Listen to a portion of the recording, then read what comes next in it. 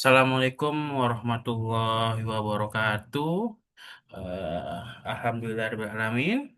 Kita bisa berjumpa lagi dengan saya, Handono Wadku Rahman, dalam mata kuliah keperawatan ajal dan paliatif. Hari ini kita akan membahas tentang, ya, hari ini kita akan membahas tentang apa?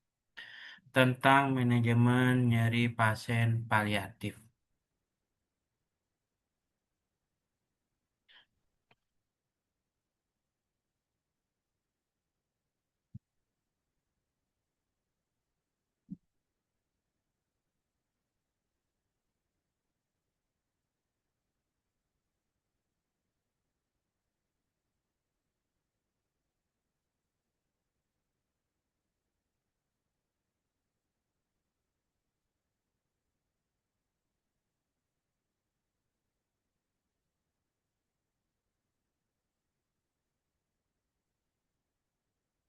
Hari ini kita akan membahas tentang manajemen keperawatan, manajemen nyeri pada pasien paliatif.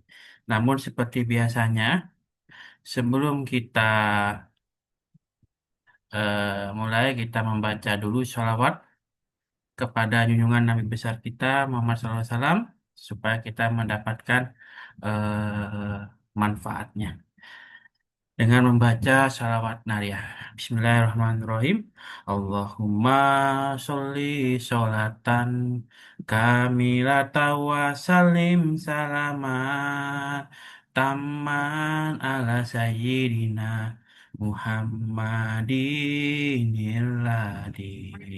Progress. Analu bihil uqadu wa tanfariju bihil kurabu wa tubda bihil hawaiju wa tuna lu bihil rawaibu wa husnul hawatimin wa yustasqa omamu biwajihil karim wa ala alihi wasabihi fi kulli lamhati wa nafasin wi adadi kulli ma'lumillah bi rahmatika ya arhamar rahimin. Dan mulai manajemen nyeri pada pasien paliatif. Nyeri itu sering dirasakan oleh pada pasien paliatif. Yang jelas nyeri itu adalah gejala yang paling umum, yang paling dirasakan oleh pasien paliatif. Itu nyeri. Ya. Gejala ini bersifat fisik. Nah, sifatnya bagaimana? Sifatnya itu sangat kompleks, fisik, psikologis, sosial, dan spiritual. Nah, tujuan utamanya apa dari manajemen nyeri ini adalah untuk meningkatkan kualitas hidup pasien. Nah, kualitas hidup pasien pada pasien paliatif itu kita harus tingkatkan sampai pasien eh, sampai akhir hayatnya. Dengan apa? Kita bisa melakukan dengan pendekatan yang holistik dan multidisiplin. Nah, itu pendekatannya. Nah, ini semua yang dibutuhkan adalah manajemen nyeri. Nyeri, ya ini apa definisi nyeri? Nyeri itu adalah pengalaman sensorik. Ya, jadi pengalaman, sifatnya subjektif. Karena pengalaman itu sifatnya subjektif, yaitu adalah pengalaman sensorik dan emosional yang tidak menyenangkan. Itu adalah definisi dari nyeri. Nah, sifatnya subjektif. Nah, karena sifatnya subjektif, ya, itu artinya berbeda. Nah, misalkan nih, si A sama si B. Si A mengatakan nyerinya 5, sakitnya, tapi si B nyatakan nyerinya skalanya 3. Nah, itu akan berbeda, bersifat subjektif. Karena apa? Karena dipengaruhi oleh banyak faktor. Misalkan faktor yang mempengaruhi nyeri yang bersifat subjektif adalah budaya. atau adalah lingkungannya. Ini banyak, karena sifat rasa nyeri itu adalah sifat subjektif. Selain itu juga dipengaruhi oleh pengalaman pasien. Nah, pasien itu punya pengalaman sendiri.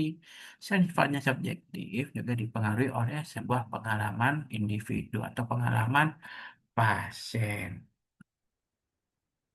Nah, ini penyebab dari nyeri. Penyebab nyeri, oh ada banyak yang jelas ya. Misalnya nyeri itu ya nyeri itu penyebabnya ya kan misalnya karena penyakitnya itu penyebab nyeri. Misalkan karena kanker stadium 4 itu penyebab nyeri atau misalkan karena tumor. Nah, itu bisa bisa nyeri.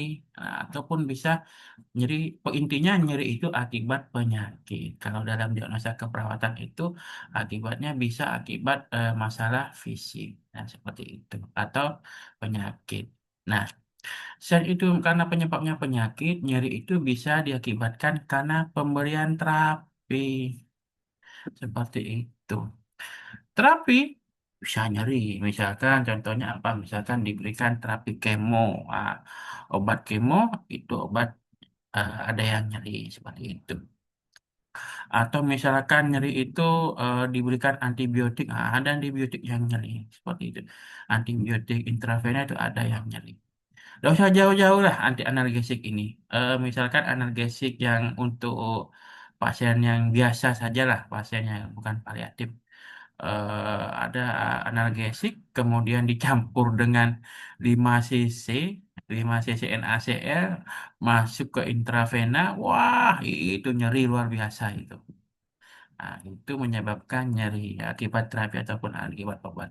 Kalau yang obat-obat untuk nyeri-nyeri analgesik itu biasanya kita campur dengan 10 cc. Agak berbeda rasanya 10 cc, campuran 10 cc dengan campuran yang 5 cc. Nah, atau penyebabnya apa? Nyeri kronis yang non malignan. Itu. Kemudian ada nyeri neuropati. Ini adalah penyebab daripada nyeri. Ya, kita harus mengetahui nyeri yang dirasakan itu oleh pasien itu apa penyebabnya. Kalau kita tidak tahu apa penyebabnya, ya akhirnya ketika kita menegakkan diagnosa, kita nggak bisa tahu apa intervensi yang sesuai dengan pasiennya.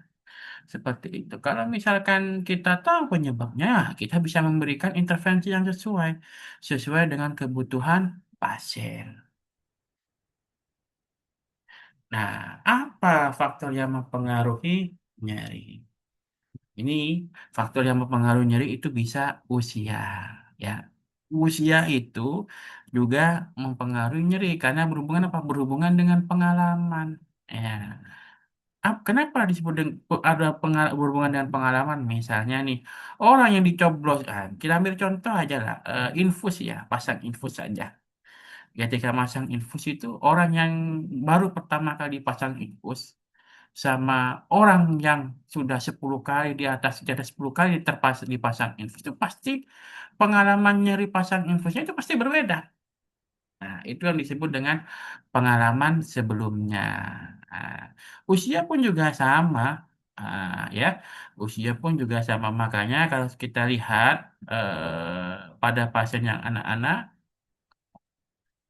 yang terpasang, ini ambil contoh ya, terpasang infus itu pasti akan sulit tuh pasien anak-anak. Apalagi pasien yang takut. Anak-anak takut, wah itu harus dipegang beberapa orang itu supaya bisa dapat infusnya apa venanya. Ini salah satu contohnya. Faktor yang mempengaruhi lain adalah budaya. Budaya bisa menyebabkan yang mempengaruhi nyeri. Kenapa? Ya, karena misalkan nih orang Jawa, orang dengan budaya orang Jawa dengan pasien dengan budaya Batak atau pasien dengan Papua dengan budaya orang Papua berbeda itu. Ya, misalkan nih ya kalau kita pasang infus nih, orang Jawa ditusuk dengan intravena, jarum intravena ya dengan ukuran 24 itu enggak nyeri. Tapi ketika sudah naik 22, 20 itu akan nyeri. Nah, itu juga sama, orang Batak sama orang Papua juga sama, akan berbeda rasanya ditusuk, padahal jarumnya itu sama, ukuran sama-sama ukuran 20. Seperti itu. Nah, kemudian bagaimana status psikologis? Nah, status psikologis itu juga berperan dalam mempengaruhi rasa nyeri seseorang, apalagi pada pasien paliatif sudah tidak mendapatkan dukungan keluarga, tidak mendapatkan dukungan sosial, diacuhkan oleh keluarga. Nah, itulah penyebab bisa mempengaruhi nyeri pasien. Jadi intinya itu sudah terkena penyakit, masih tidak diajukan oleh pasien, akhirnya dia kepikiran nih. Nah, kenapa ya kok keluarga saya tidak mendukung saya? Kok keluarga saya acuh-acuh pada saya? Nah, itu karena kepikiran lah itulah sehingga menimbulkan rasa nyeri.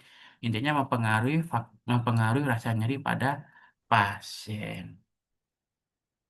Nah, mekanisme nyeri, nyeri itu ada 4 jalan, 4 cara atau yang berkesinambungan. Yang pertama itu adalah tranduksi.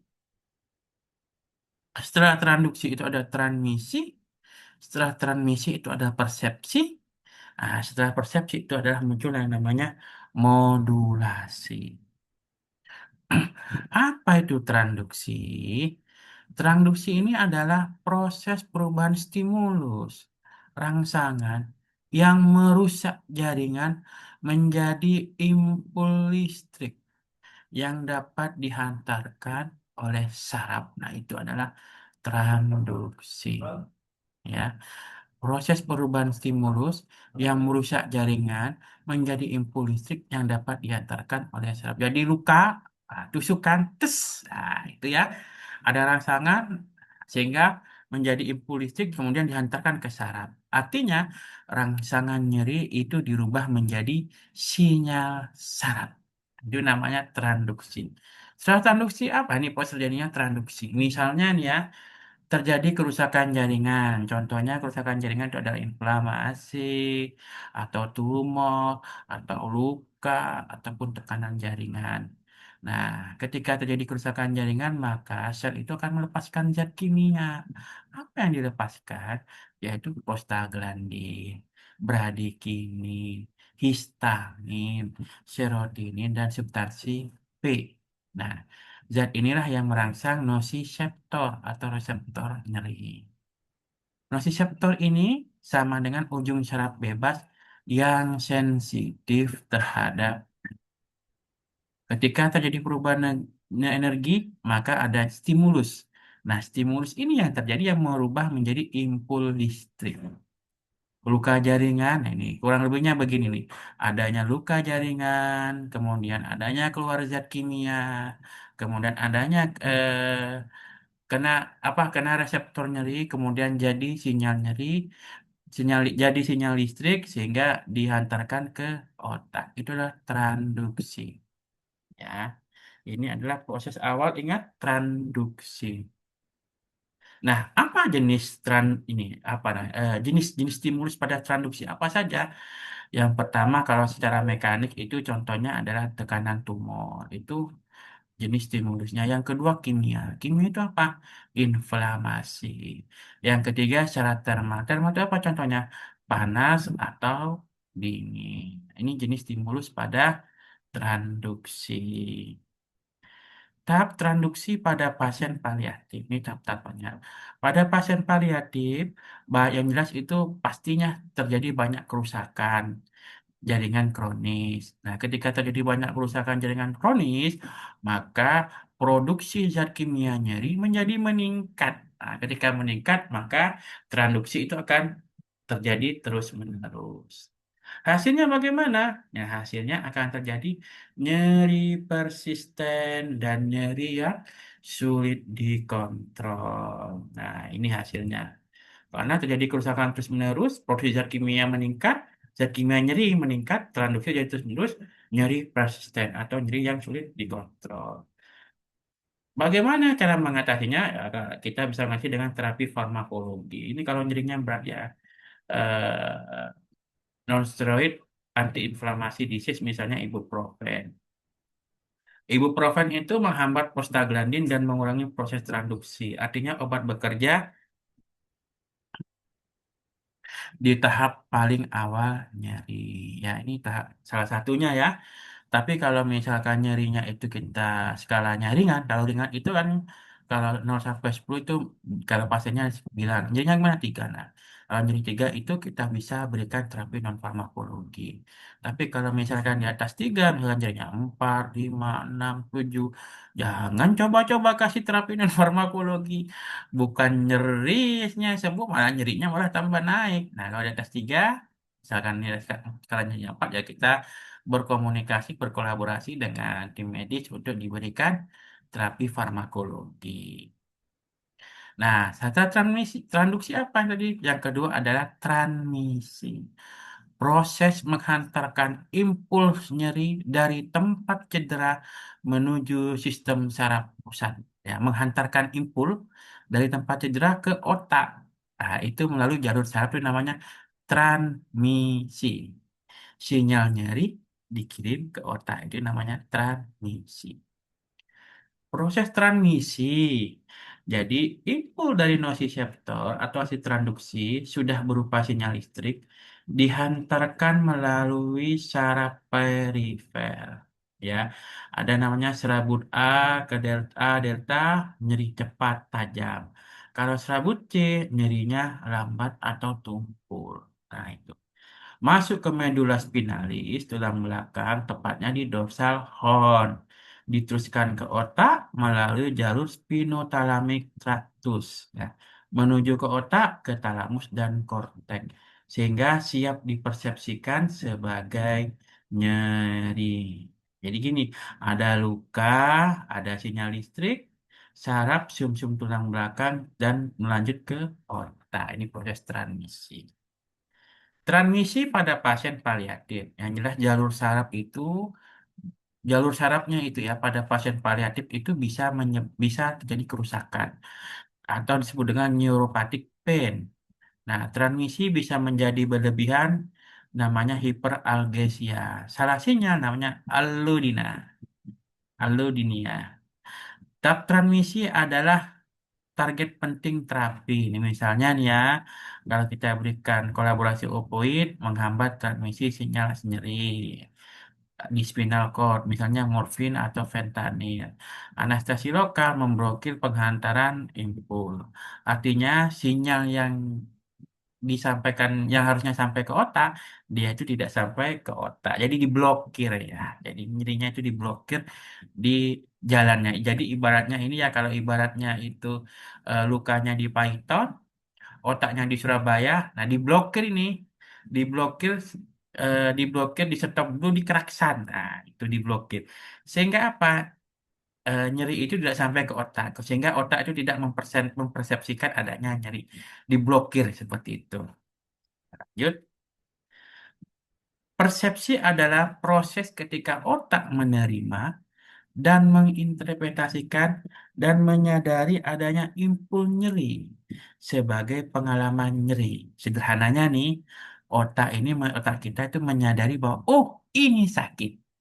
Nah, itu jadi persepsi itu yang otak kita. Jadi ada transmisi nih. Nah, misalnya saya jelaskan tadi luka kita di Python, otaknya itu Surabaya misalkan. Ini ada mobil mau lewat. Nah, mobil mau lewat sampai ke Surabaya. Dari Surabaya itu bisa dipersepsikan. Oh, ini akan ada rasa nyeri.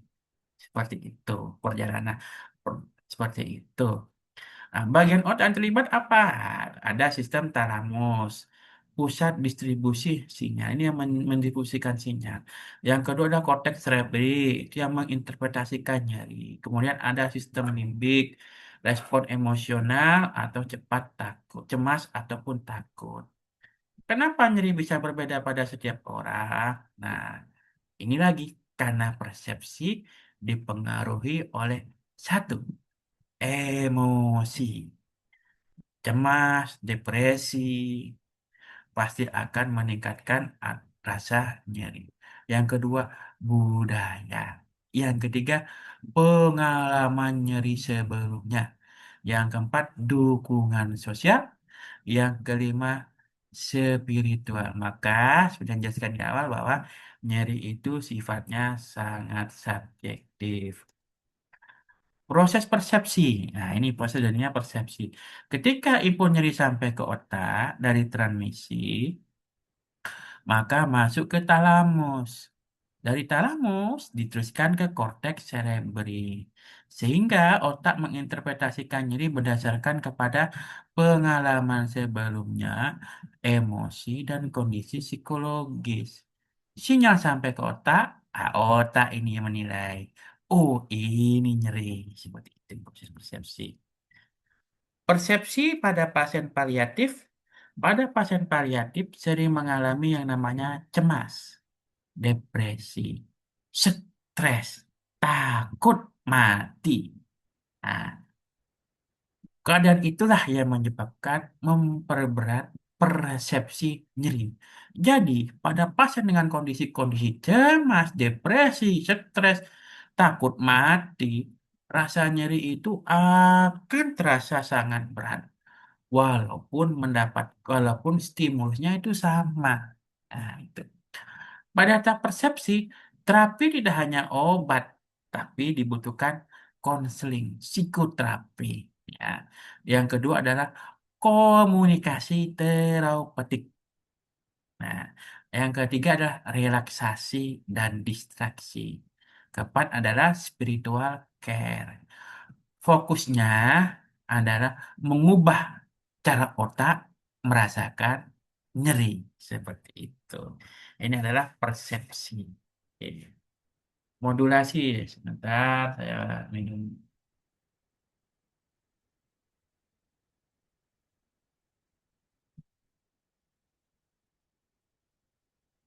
Modulasi. Modulasi adalah proses pengaturan, penghambatan, atau eh, penguatan impul nyeri oleh sistem saraf sebelum sampai atau setelah mencapai otak. Sederhananya, nyeri itu bisa diperlemah atau diperkuat. Pada pasien paliatif, terkadang modulasinya itu terganggu, sehingga rasa nyeri yang sampai kepada persepsi di otak menjadi lebih kuat dan bisa menjadi lebih lama. Biasanya itu terjadi pada pasien dengan nyeri kronis dan nyeri neuropati gitu, modulasi. Proses modulasi bagaimana? Sinyal nyeri sudah berjalan dari transmisi. Sistem saraf pusat, otak, dan spinal cord mengontrol sinyal. Terjadi ketika itu maka terjadi dua kemungkinan, yaitu inhibisi bisa mengurangi rasa nyeri atau fasilitasi meningkatkan nyeri. Ini modulasi. Jadi yang modulasi juga berperan juga di situ untuk meningkatkan atau mengurangi rasa nyeri pasien. Nah, ini tranduksi, nyeri dibentuk, transmisi, nyeri diantarkan, persepsi, nyeri dirasakan. Modulasi, nah nyeri yang dikontrol mau dinaikkan nyerinya atau mau diturunkan rasa nyerinya. Ini kurang lebihnya prosesnya seperti ini kalau kita secara garis besarnya. Nah, pengkajian nyeri. Nah, bagaimana kita mengkaji nyeri? Yang jelas kita harus tahu nyerinya itu di mana tempatnya, lokasinya di mana. Ini pengkajian nanti. Yang kedua apa? Intensitasnya. Intensitasnya di seberapa besar nyeri yang dirasakan. Kemudian durasi. Nah, durasi lamanya seperti apa? Apakah sangat lama ataupun hilang timbul.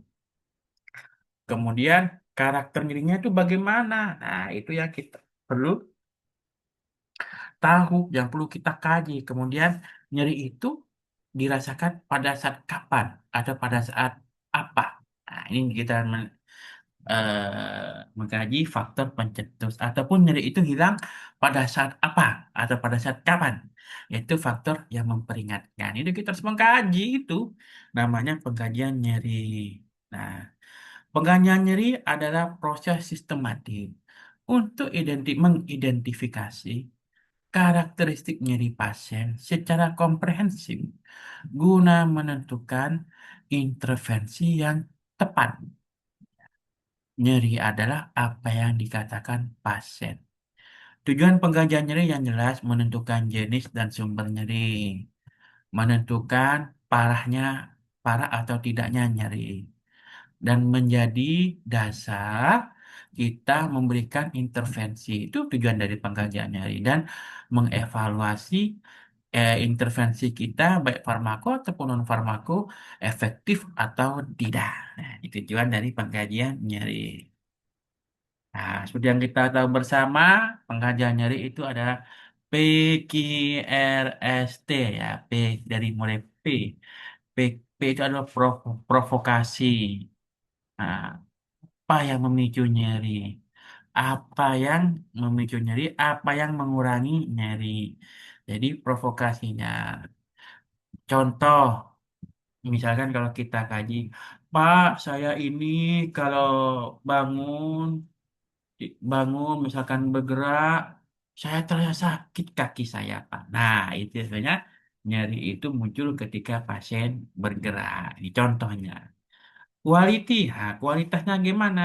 Nah, kita tanyakan, Pak, rasa nyerinya itu bagaimana ketika Bapak berjalan? Nah, apakah tajam atau kayak ditusuk atau kayak panas terbakar? Itu kita mengkaji karakter dari nyeri kualitinya. Kemudian R-nya itu region. Tempatnya di mana, Pak? Nyerinya, oh di kaki. Nah, nyeri yang Bapak rasakan di kaki ini menjalar apa tidak, Pak? Itu adalah region lokasi atau radiasi. Menjalar apa tidak? Contohnya nih nyeri dari perut menjalar ke punggung. Itu contohnya. Severity, seberapa berat nyeri atau skala. Nah, ya bisa severity atau skala. Gunakan skala dari 0 sampai 10. 0 tidak nyeri, 10 itu sangat nyeri hebat. Nah, waktunya. Kapan Bapak merasakan nyeri? Berapa lama? Polanya seperti apa? Nah, apakah hilang timbul Bapak? Nyeri timbul Bapak? Nyik-nyik, rasa nyeri. Malah iya, tak nyeri pola itu hilang timbul ya. Atau roster-rosan atau terus-menerus nyeri. Nah, ini kita harus kaji itu. Seperti itu. Nah, ini apa namanya? Sekarang sering kita gunakan pada pasien nyeri. Bisa numerical rating scale nih 0 sampai 10. 1, 2, 3 ini ringan, 4, 5, 6 ini sedang, 7 sampai 10 ini nyeri berat ya. Nyeri parah atau nyeri berat. Kemudian nah kalau ini visual analog dengan gambaran wajah. Nah, kalau gambarnya dengan gambaran wajah itu kita bisa apa namanya ya? Kita bisa berikan gambar ini kepada pasien, pasien bisa memilih yang mana gambarnya nih. Apakah gambarnya plain, yang warna kuning, yang oranye ataupun yang merah. Ini visual analog scale fast. Ada lagi dengan Wong Baker Face. Nah, Wong ini dengan anak ini. Pengkajian pada anak ini. Nah, kalau wajahnya anak itu cerah begitu, tapi kalau nangis parah, itu selanjutnya itu 10. Ini dengan Wong Baker Face ya. Nah, kalau pada pasien nyeri, yang jelas kita berikan terapi farmakologi. Nah, ini tugasnya perawat ini. Walaupun kita sifatnya kolaborasi, yang meresepkan itu adalah dokter, tapi kita sebagai perawat juga harus tahu nih, prinsip 8 benar dari pemberian obat. Yang pertama, ketika kita memberikan obat, benar pasien. Ya, benar pasien bagaimana? Ya, seperti yang kita sering praktekkan ketika kita ke laboratorium. Sebelum kita ke pasien, sebelum kita berikan obat, kita cek dulu gelang pasien. Kita tanyakan, Pak, namanya siapa? Tanggal lahirnya berapa? Nah, itu kita benar pasien cara ngeceknya begitu. Itu minimal. Kalau laki-laki itu gerangnya biru, kalau perempuan itu gerangnya pink. Nah, setelah benar pasien, yang kedua adalah benar obat. Pastikan nama obat sesuai dengan resep dan tanggal kadaluarsanya. Pasti benar, harus benar ini. Jangan sampai ya obatnya diresepkannya paracetamol, tapi yang diberi adalah antibiotik. Jangan sampai ini. Kemudian kita tidak ngecek lagi. Benar nih antibiotik. Nah, kita harus cek lagi nih. Kita harus benar obat. Saya benar obat apa? Benar dosis. Jangan sampai kita salah dosis. Seperti itu. Nah, kita lihat dulu yang diberikan apa. Apakah tablet ataupun injeksi. Ini kita harus tahu dulu ya.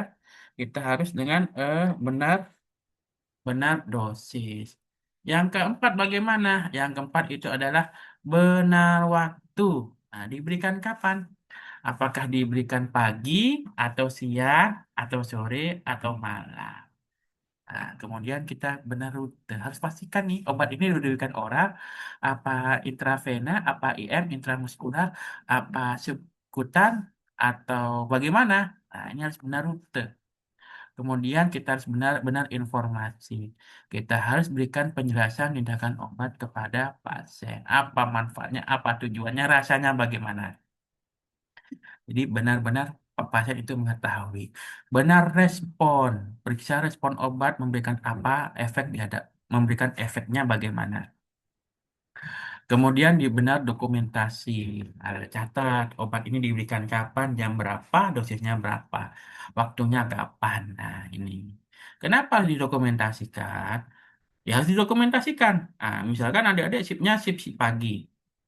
Tidak didokumentasikan. Nanti shift siang itu akan bingung. Ini obat diberikan nggak pada pagi? Kalau sudah diberikan, mana catatan dokumentasinya? Ini gunanya itu salah satu fungsinya dokumentasi. Jadi dokumentasi itu juga sebagai tanggung jawab kita sebagai seorang perawat dan juga sebagai tanggung gugat. Tanggung gugat itu artinya kita bisa digugat. Nah, kalau kita digugat, kita bisa apa namanya menjelaskan kepada pasien ataupun kepada yang menggugat kita terkait dokumentasinya seperti apa. Nah, terapi komplementer. Nah, ini ada banyak sekali nih terapi komplementer pada pasien dengan rasa nyeri. Nah, terapi ini diberikan untuk terapi non farmakologi dengan skala nyeri di bawah dengan atau tiga. Apa aja? Relaksasi, distraksi, kompres, ya, hangat atau dingin, bisa dihabiskan terapi musik. Nah, kalau terapi musik ini kita juga harus perhatikan nih, musik pasien itu pasien sukanya musik apa. Jangan sampai pasien sukanya dangdut, musik dangdut, kemudian diberikan musik rock. Oh, bukan mengatasi masalah itu, tapi menambah masalah. Jadi terapi musik itu kita harus tanyakan dulu kepada pasien. Pasien suka musik apa? Nah, kemudian selanjutnya adalah aromaterapi. Ada massase pijat, ada akupresur. Nah, itu terapi komplementernya. Oke, seperti yang kita tahu bersama bahwa kalau terkait dengan nyeri, kita ada hubungannya dengan surat Al-Baqarah dengan 286. La yukallifullahu nafsan illa wusi'aha liha ma kasabat wa alaiha ma katasabat Rabbana la tu'ahidna inna si'na au ahtona Rabbana wa la tahmilina alaina isron kama hamalta. Nah, ini artinya Allah tidak membanding seseorang kecuali menurut kesanggupannya. Baginya ada sesuatu pahala dan kebajikan yang diusahakannya dan terhadapnya ada pula sesuatu atau siksa atas kejahatan yang diperbuatnya. Mereka berdoa, wahai Tuhan kami, janganlah Engkau hukum kami jika kami lupa atau kami salah. Wahai Tuhan kami, jangan Engkau bebani kami dengan beban yang berat, sebagaimana Engkau bebankan kepada orang-orang sebelum kami. Wahai Tuhan kami, janganlah Engkau pikulkan kepada kami apa tidak sanggup kami memikulnya. Maafkan kami, ampunilah kami, dan rahmatilah kami. Engkaulah pelindung kami, maka tolonglah kami dalam menghadapi kaum kafir. Ini adalah surat Al-Baqarah ayat 286. Ada sedikit pantun dari saya, yaitu adalah healing tipis ke pantai Bali, upload story sambil senyum manis. Nyeri boleh datang berkali-kali, tapi kita bantu biar makin tipis. jaga pasien sambil minum kopi, shift malam tetap tetap berdedikasi. Nyeri pasien jangan dianggap sepele, main kontrol itu harga mati. Senja datang perlahan redup, langit jingga mulai menghilang. Nyeri mungkin tak bisa ditutup, namun kita hadir memberikan tenang. Oke, saya kira itu dari saya pembahasan terkait dengan manajemen nyeri. Sebelum kita akhiri pertemuan kita, mari kita bersama-sama membaca sholawat sifat di bil kulub supaya penyakit-penyakit kita, baik penyakit fisik, baik penyakit rohani, ataupun penyakit hati kita luntur. Mari bersama-sama. Bismillahirrahmanirrahim. Allahumma sholli ala sayyidina Muhammadin tibbil kulubi wa dawaiha wa afiyati abadani wasifaiha wa nuril absori wa diyaiha wa ala alihi wa sahbihi wa sallim. Sekian pertemuan kita. Kita ucapkan terima kasih. Wassalamualaikum warahmatullahi wabarakatuh.